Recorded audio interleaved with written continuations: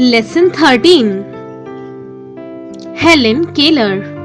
When Helen was very young, not even 2 years old, she became very unwell.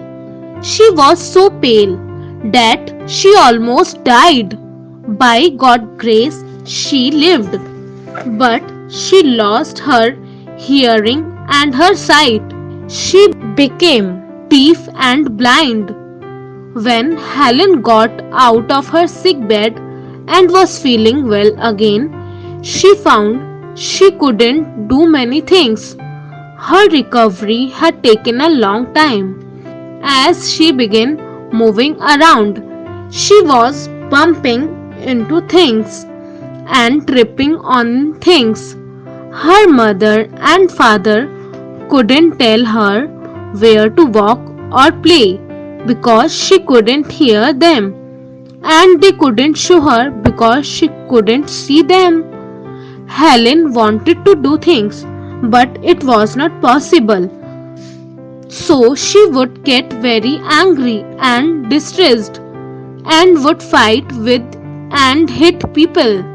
She couldn't talk because she had not learned it before she was sick. So she could not tell her parents what she wanted or what she was thinking.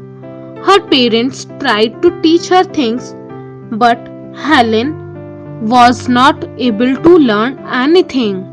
When Helen was about 7 years old, her mom and dad hired a teacher to come and live with them. The teacher had a very difficult job and tried many diverse ways to get Helen to understand. If you had a friend who could not see or hear, how would you get them to do things and learn about things? You would have to get them to use their hands to see and hear with. That is what Helen's teacher did. She would lead her to something like a tree or a horse, and she would get her to touch it so that she would get an idea of what its shape and size was. Then she would spell the word that represented the object in the palm of Helen's hand. Well, she did this for months and months, and Helen did not seem to understand what was happening.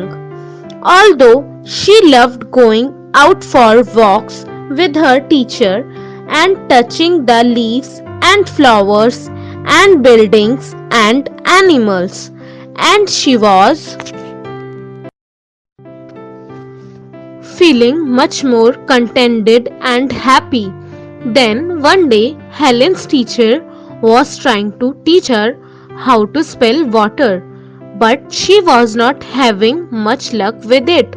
So she took Helen out into the yard where there was a water pump, and she pumped water onto Helen's hand and arms and face and head, and she kept spelling the letters water in the palm of Helen's hand.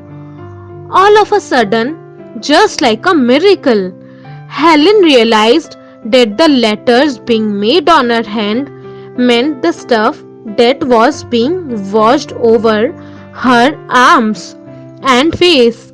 Then she understood that all the other things her teacher had been spelling on her hand represented the things that the teacher had gotten her to touch.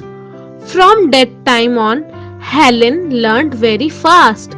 She had discovered what words were even though she could not see them or hear them. When Helen got older, she learned to read books that have special letters that are called Braille. These are made up of little bumps that can be felt with the fingers. She later went to college and learned how to write. She wrote many books and she traveled all over the world, teaching and helping other people who were blind or who were deaf. One of Helen's favorite book was the Bible, and by reading with fingers, she came to know all about Jesus and she learned to love the Lord and to live by His word. She was giving several books that were written by Emanuel Swedenborg that a friend had transcribed into Braille. She read these books with great interest and became a firm believer in the teachings of the new church. She said that these teachings helped her a great deal in understanding the Bible and also about the nature of her spirit. In spite of being blind and deaf, she made her life beautiful. Her life was very rich and very happy and productive. Her life is an inspiration to all of us to do the best we can with the blessings that God has given us.